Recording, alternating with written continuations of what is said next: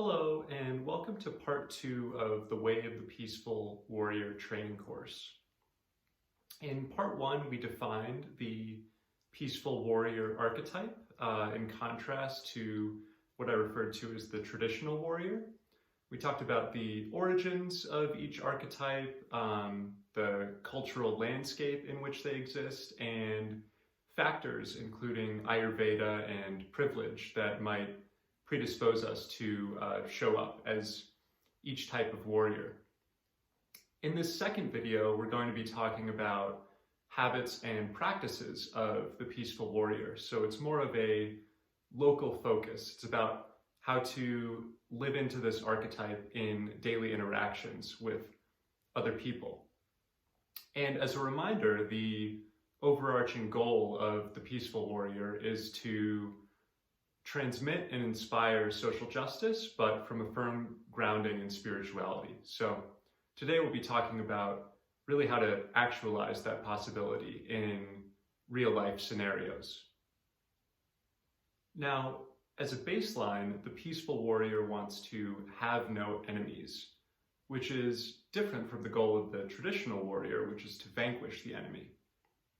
The way the peaceful warrior achieves this goal of having no enemies is through integration.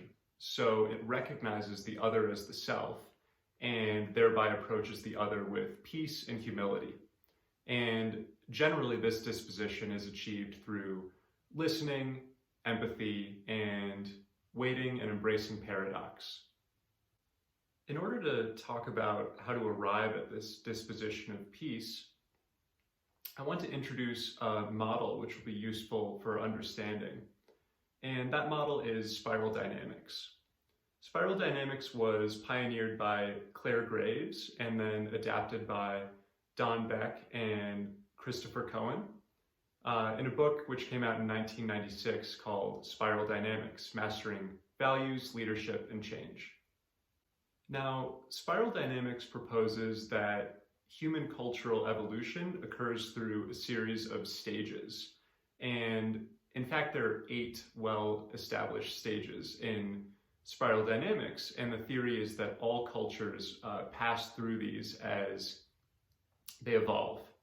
Importantly, cultures can always produce anomalies. So historical and religious figures like Jesus and the Buddha would be anomalies in their respective times. People who vastly differed from and transcended the given culture at their time. But again, spiral dynamics contains 8 central stages. Some have proposed a 9th, but I won't get into that in this video, but 8 stages through which cultures evolve. And in this video, I'm going to focus on about 3 in particular, because those are the ones we are most likely to encounter at the current stage in Western civilization. And they also provide us a kind of compass or framework in which for the peaceful warrior to do its work. So the first stage on which I'm going to focus is stage orange. Stages in spiral dynamics are identified by colors. And orange is actually the 5th overall stage in spiral dynamics. It is a break from stage blue. Blue is associated with religion and hierarchy and subservience to hierarchy or to externally imposed order. So academia contains a structure which is still very blue in nature, and so does organized religion. Stage orange makes a break from this through individualism and scientific materialism. If in stage blue, the cultural meme is to receive ideas from external orders and hierarchies and simply obey and replicate them, stage orange wants to experiment, wants to be a scientist, wants to be an innovator, wants to try things out for itself. So this is a stage that historically starts to emerge through the Renaissance in the 1700s, through Enlightenment thinkers, and it persists today as, I would say, the dominant order in the United States and in most of the West. The realized citizen is seen as an individual, an innovator, self-reliant, someone who tries things out for themselves and leads life by their own principles rather than merely adopting the constraints of others. I would also say, and this will be important when talking about social justice and how these ideas help to kind of provide some of the parameters within which the peaceful warrior might work. Stage orange in Spiral Dynamics, we can really see as the dominant meme of the US Republican Party and of a lot of conservative thinking more broadly than that. The next stage I want to talk about is stage green, which comes after orange in the linear sequence of Spiral Dynamics. So if stage orange was more in the head, more mental, and more individualistic, how do I experiment? How do I discover things? How do I create? How do I explore? How do I gain status? Stage green is a return to the heart, and through that, egalitarian or collective awareness. Green recognizes that through the play and exploration of stage orange, much damage is done to the external environment, much damage is done to the other. So a clear example of this would be the creation of the atom bomb by the United States in the 20th century during World War II. The atom bomb is a perfect example of the ultimate product of stage orange. It's very exciting as an individual using the scientific method to create something truly new like this. And yet it's extremely destructive, and it has directly hazardous consequences in the lives of others. So stage green starts to recognize this and becomes interested in collective well-being and in more emotional or communal values such as love and solidarity. So if orange began to emerge during the Renaissance and Enlightenment, green starts to emerge much more recently. We can see it largely in the 1960s in the US and in the hippie movement. This idea of return to the land, of loving the brother, the sister, so on and so forth. And we can see it as, at the very least, the paragon of the US Democratic Party, whose basic message is that we need to take care of one another, that your well-being, in some sense, is my well-being. Now, a lot of what I'm listing as the values of stage green sound very positive. But stage green, and this is true of all stages in Spiral Dynamics, has some negative aspects or tendencies as well. One main negative aspect or negative possibility of stage green is that it can actually be quite exclusive in its manifestation. So as we start to get into this mentality of taking care of one another, environmental responsibility, love for the other, and so on and so forth, we can cease to have room for or sympathy for the person who does not conform to these values. In our contemporary moment, you can see this impulse through things like cancel culture, call-out culture,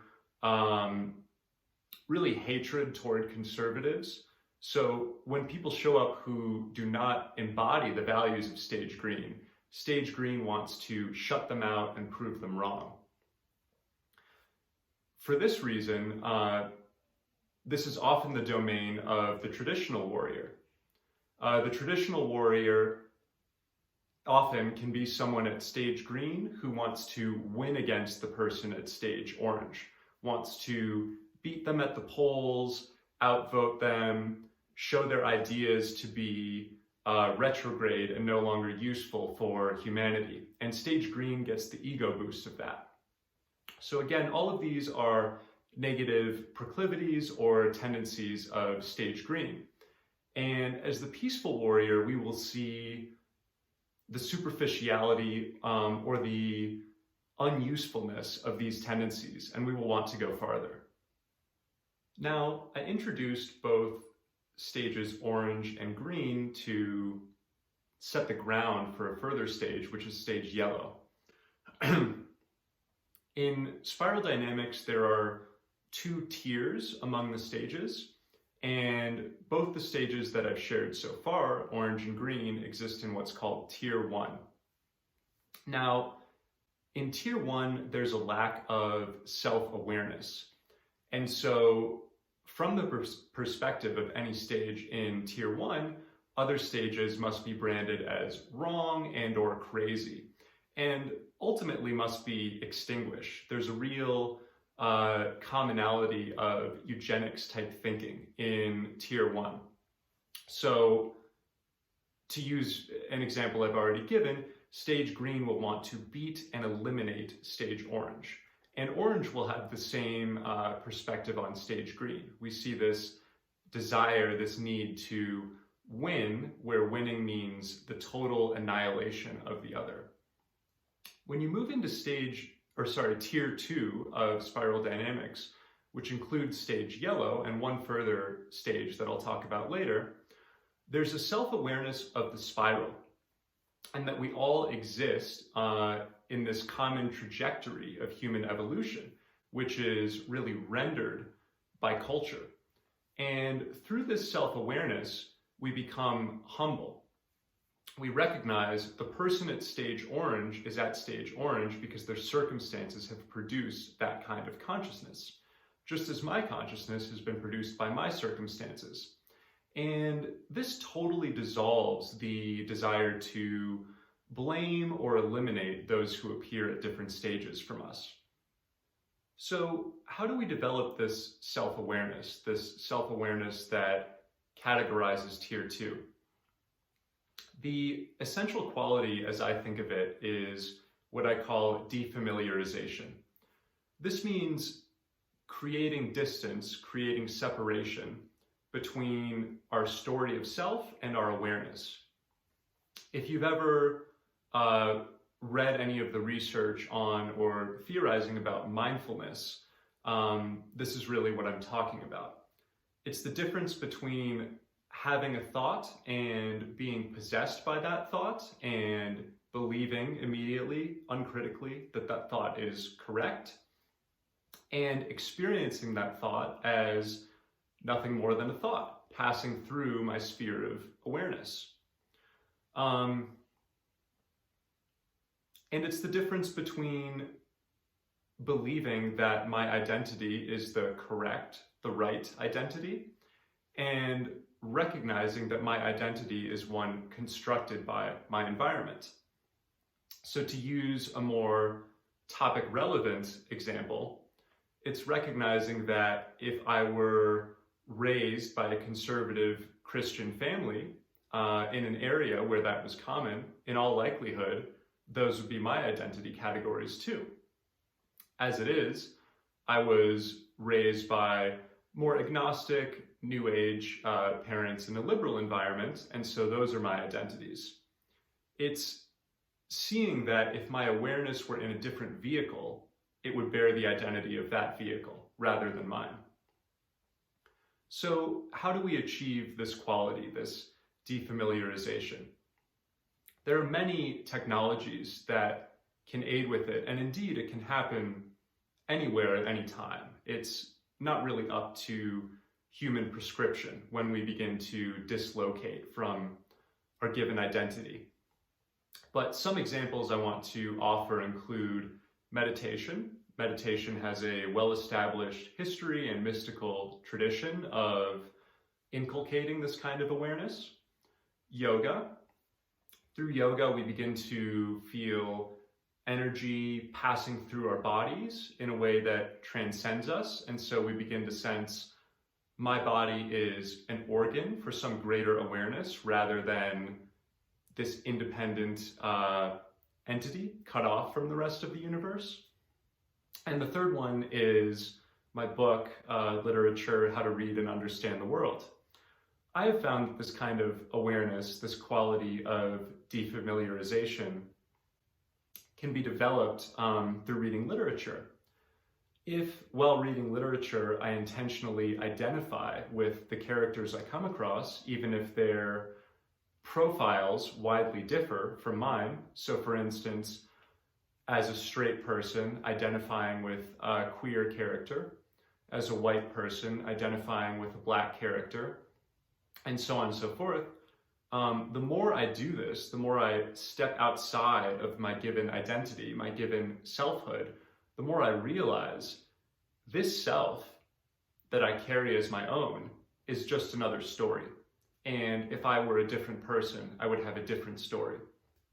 So all of these technologies, meditation, yoga, literature, and these are far from exhaustive, can begin to inspire in us this quality of defamiliarization, this sense of mindfulness, distance about our own experience. For Stage Yellow, this quality of defamiliarization allows us to focus on helping others to move up the spiral without judgment. So let's take the example of a racist individual. Let's say this is a white male who holds negative beliefs about Hispanic people, believes they are lazy. From the perspective of Stage Green, we might say this person is bad because they do not hold the values we espouse, these values of love, collectivism, care for the other. From the perspective of Stage Yellow, we recognize that this person holds racist beliefs because those beliefs are constructed by their circumstances. So for instance, perhaps the white person with the racist beliefs is poorly educated. Perhaps they work a manual labor job and they've recently lost that job. Perhaps they've been told by the news that the cause for their loss of job is Hispanic individuals. And so for them, the connection is very natural. They've been told this group is the reason for your suffering.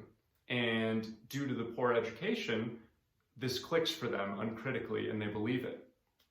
From the perspective of Stage Yellow, we can recognize that if we are better educated, don't work a manual labor job, so on and so forth, these are gifts that we did not earn, and it would be ridiculous for us to blame or judge the other person for not having those privileges.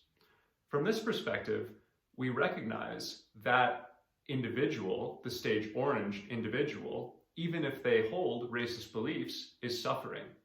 And we want to help alleviate the suffering of that person. Blame and judgment will not achieve that end. Another characteristic about Stage Yellow is that Stage Yellow is a systems thinker.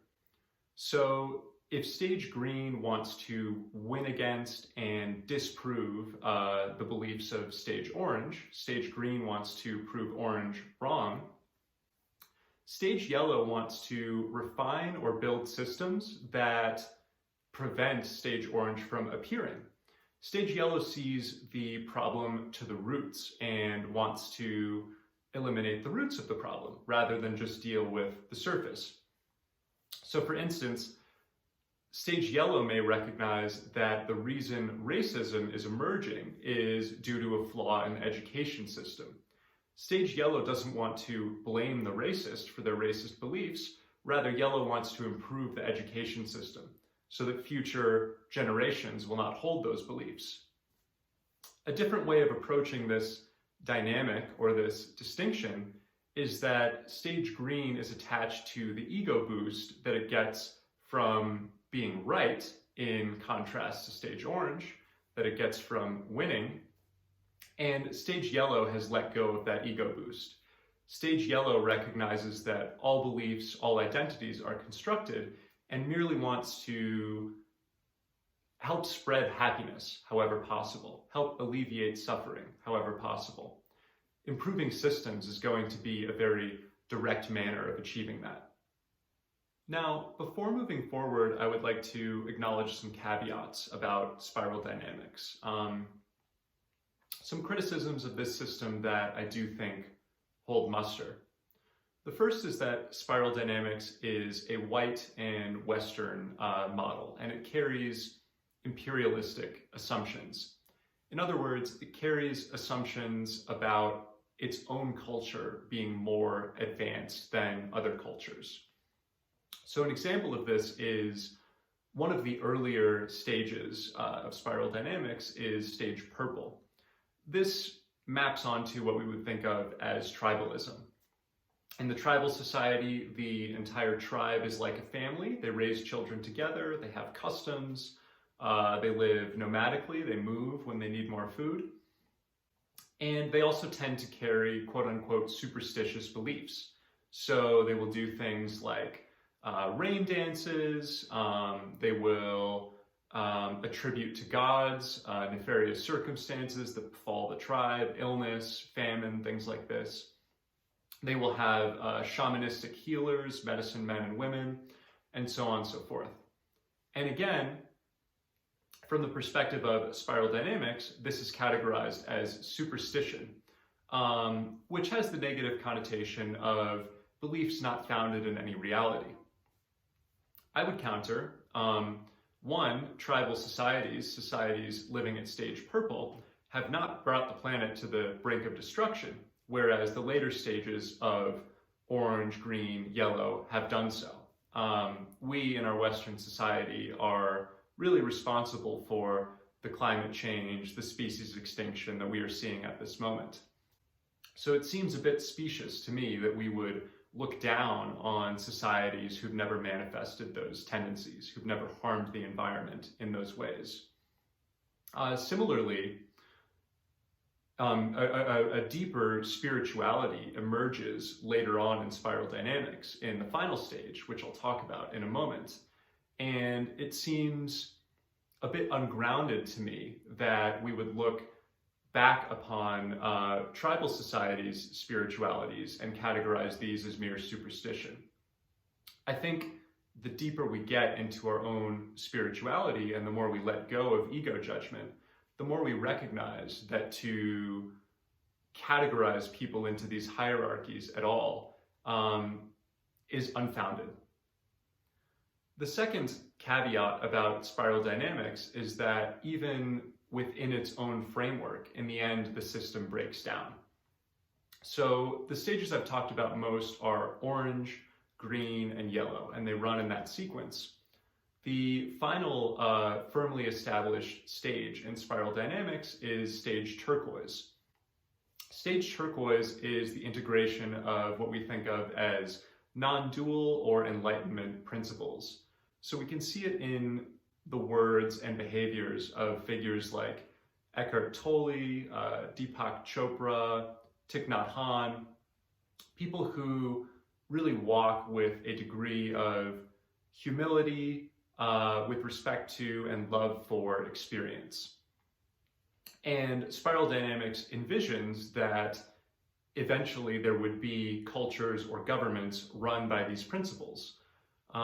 If you've ever been to a Buddhist center and lived and worked there for a period of time, you may have seen a glimpse of what this would be like.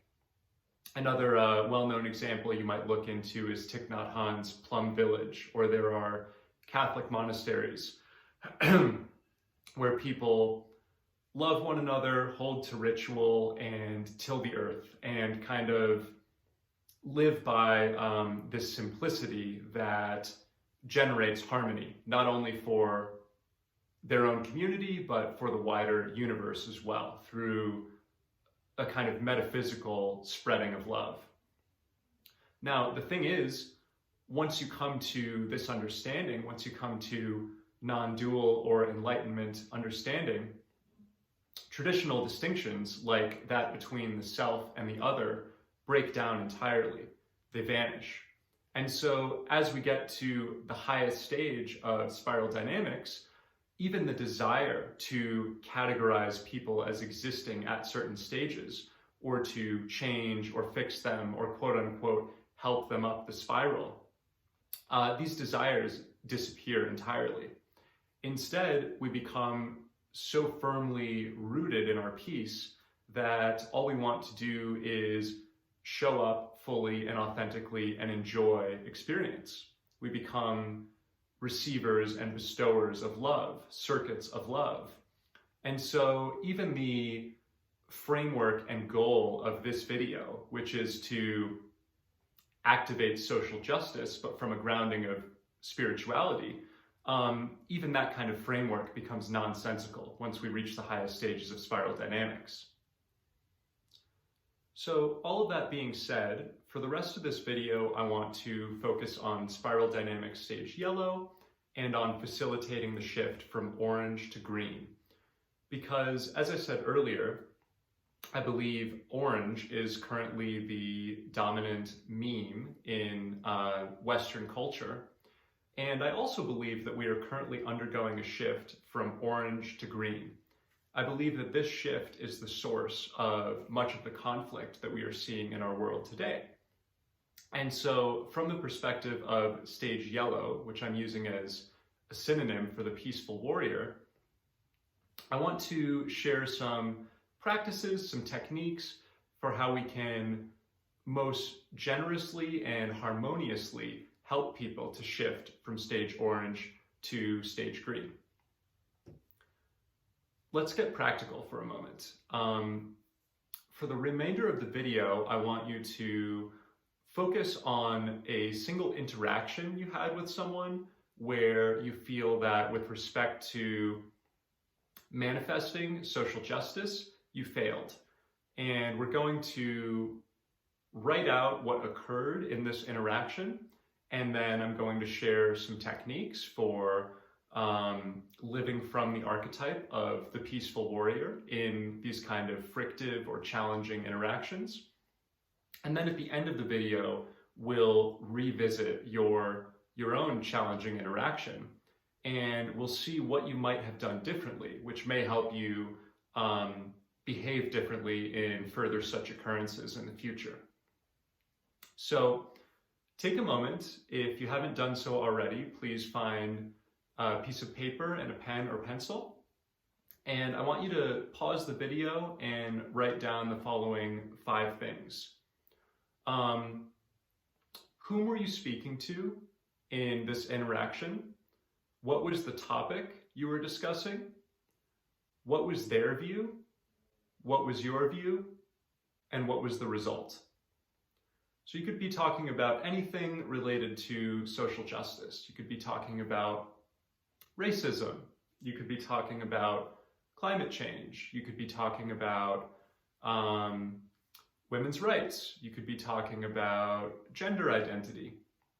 And this was an interaction in which either you didn't speak up for yourself, you didn't speak your truth, or perhaps you did and it went poorly and you feel you damaged your relationship with this person.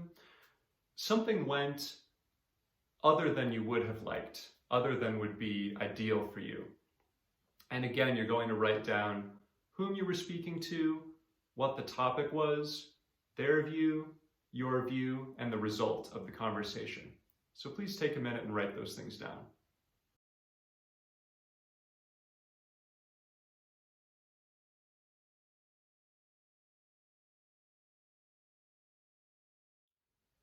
So with that interaction in mind, let's list 5 attributes or practices of the peaceful warrior. These are going to be 5 strategies that will help you show up in conversation in the manner most likely to help people grow up and through the spiral to a stage more greatly approximating yours. The first is very simple, and yet it's one of the most difficult to practice. And this is wait to be invited. So typically we want to come into a conversation and we already know what we're going to say and we already know that it's right. And whether or not the other person is genuinely interested in or open to our opinion, we're just going to get it out there, even if it means shutting them down. Instead, this principle is do not share your belief until and unless the other person asks about it. If you behave in this way, you will find that it's off-putting to most people because most people have never encountered a genuinely good listener. You will strike people as almost an anomaly if you really do this. So instead of sharing your own view, I invite you to just manifest curiosity, hold space for the other person's views, and ask questions about them, even if those views are upsetting to you. What this will do is help build trust between you and the other person, and it makes it so that if and when they reach a point where they are ready to hear your view, they are really ready. They feel that they have gotten out the entirety of what they needed to get out. Maybe they vented, maybe they shared some stress or anger, and they can manifest the same kind of spaciousness for you that you did for them. So you will find a pregnant space, a fertile space in which to distribute your views. So again, this first principle is wait to be invited. The second principle, and this is also challenging, is to speak from the first person and from feelings or experiences. This is something I try to do in my blog and in these videos, really in everything that I share on social media. And the reason I do this is it leads with vulnerability, so it tends to dissipate any guardedness that the other person may have, and it also gives them someone with whom to identify. So if I have a different perspective from someone else on something like race, gender, climate change, any of these issues I've brought up, and I lead with my first person experience and feelings, this gives them a picture of how they might have developed my same beliefs if they had had my same experiences.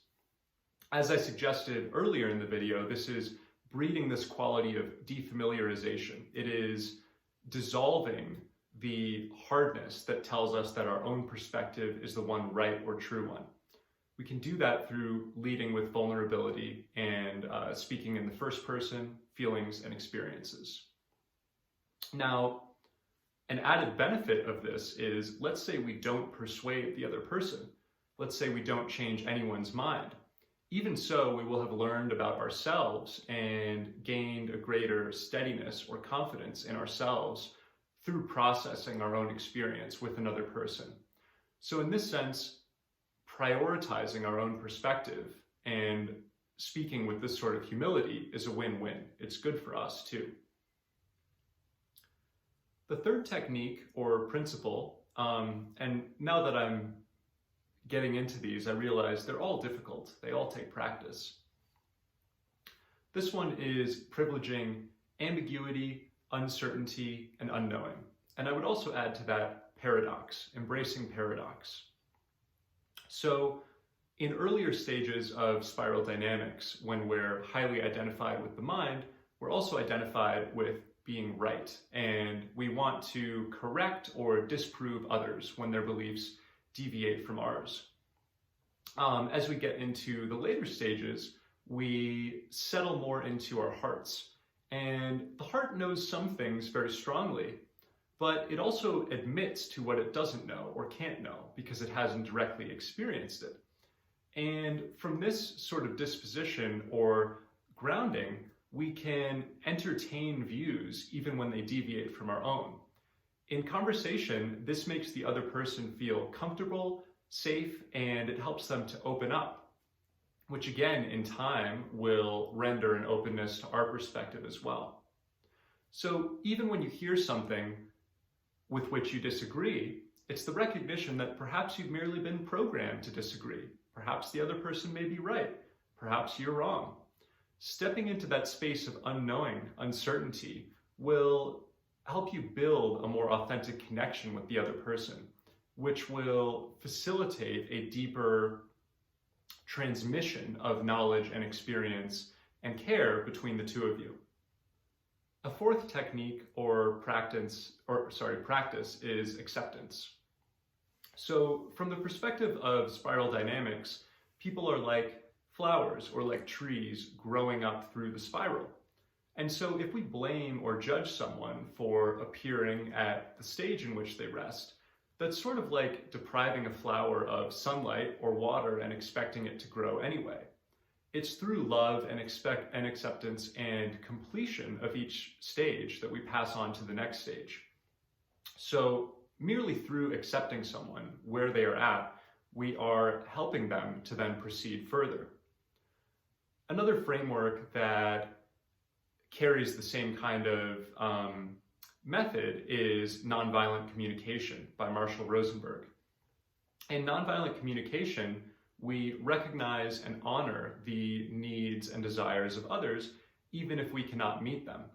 And often, once needs are recognized or accepted, they change. They may or they may not. But one of the greatest gifts we can give to another person is merely to see them where they are and how they are. A third perspective or framework for this is seeing the Buddha nature in each person, an idea from Buddhism. This is seeing the light, seeing the awareness as it manifests in each individual. Let's say we're at stage yellow of spiral dynamics. We're more of a systems thinker, more non-judgmental, more multi-perspectival, and someone else is at the early stages of stage orange, more individualistic. No one can tell me what to do. My life is about my own creativity and exploration. From this awareness of searching out the Buddha nature, we will see this other person as merely another vessel of consciousness. Different shape, different expression from ourselves, but we can see the consciousness no less. And this will allow us to glimpse and focus on the beauty in this person, which again will more quickly facilitate their growth than if we were to judge them. Now, the final principle, and this is equally difficult to some of the others, is detachment from outcome. So the more we work on our own spiritual development and growth, the more we have a sincere practice in this regard, the more we come to recognize that existence is perfect as it is, that it is exactly what it is meant to be. And once we gain fidelity with this awareness, we become able to let others change or not change in response to our requests, guidance, and influence. Even if they don't change, we still learned about ourselves, we still had a fruitful experience in the world, and we still worked on ourselves in a manner that will make us more peaceful and more humble in the future. So through the entirety of these 5 principles, we are seeking to make a change in the other through our presence. But this 5th principle tells us that even if we don't make that change, and even if they stay the same, that is okay. Paradoxically, having this disposition is what most greatly increases the likelihood that the other person will change, because we are truly surrendering to them as they are and releasing them from any pressure we might have had if we had invested in the outcome of the situation. On a subconscious level, the other person can feel this. They can feel whether we want them to be different from how they are or whether they are genuinely accepted in their being. Before closing, I want to provide some reminders about the status of the peaceful warrior. So, as I shared in the first video, there are some pitfalls to this archetype too.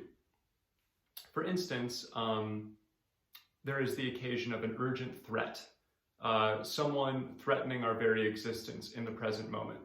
In this case, it may not be that the peaceful warrior is the most useful archetype. It may be that there is a need for the traditional warrior to stand up against and quote-unquote vanquish the threat. So that is one case where the peaceful warrior may or may not encounter its limitation. Also, and again, this is from the first video, it's helpful to remember that the peaceful warrior is constructed by intrinsic and extrinsic attributes or circumstances. So we may be predisposed to show up as the peaceful warrior due to things like Ayurveda, due to our dosha, or due to things like privilege. And what this means is that as the peaceful warrior, we are endlessly invited back to humility. We really do not have a rock to stand on by which to judge others for quote-unquote failing to be the peaceful warrior. As an additional caveat, from this perspective, all beings, all people are constructed by the universe, by the planet, for specific purposes. And so whether or not we carry on this purpose of trying to invite others up the spiral, even up being a relative concept that is constructed, as we try to facilitate others' growth and improvement, there is this deeper memory or awareness that all is fine as it is and created for a specific purpose, one which is probably not within our purview to know. And so even as we attempt to maintain this practice and this awareness of the peaceful warrior, in the end, we will have some relationship with mystery, some sense of, I do not know why things are as they are. I do not know why I cannot change them, but I trust that they are as they are for a reason. That is sort of an end state of an authentic pursuit of awareness. So with all of this internalized, I'm going to invite you to do one more awareness exercise, and this will be a revisitation of the conversation that you wrote about previously, the one in which you tried to manifest social justice, and for some reason or other, the conversation did not go as you would have liked. So I'm going to ask you to take out a pen and pencil again, and you're going to write 3 things, and you're going to focus here on where exactly the conversation derailed and what exactly was said. More likely than not, you remember the exact sentences, the exact conversational exchanges when things went awry. So go ahead and take a moment and write down, what did the other person say and what did you write in response? What did the other person say and what did you say in response? Go ahead and take a moment and just write down those 2 things, and then we'll add a piece after that.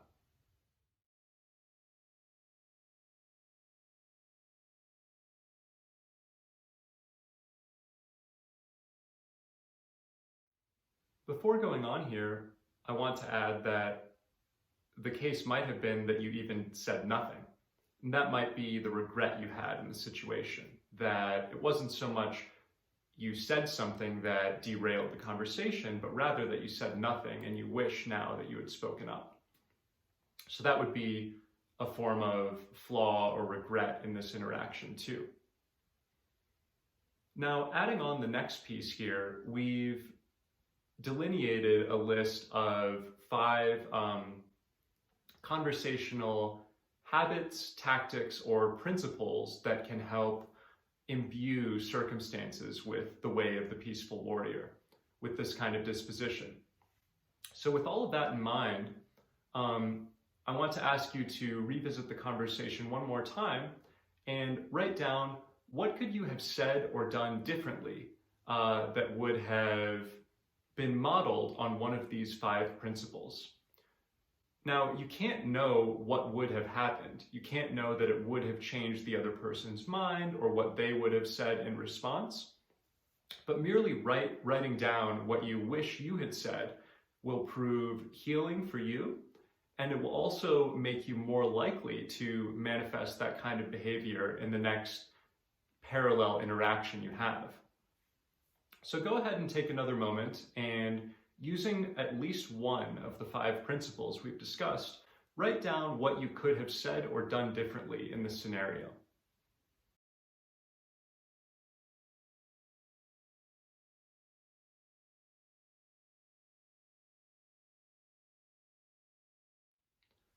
So that concludes this course, this 2-video course, and thank you very much for participating. The next time you have an interaction like this, where someone's values or beliefs differ from yours, I hope that the general awareness that we've discussed about the peaceful and traditional warrior throughout these 2 videos, as well as the specific habits or practices of the peaceful warrior, I hope that these help you manifest a more generous and inviting disposition in further exchanges, and I hope that these prove fruitful, both in terms of distributing social justice and in terms of signifying or obtaining greater peace for yourself. If you have enjoyed this course and if you feel you've benefited from it, I also invite you to donate to me through my donation page on my website, and I'll include a link to that in the video description.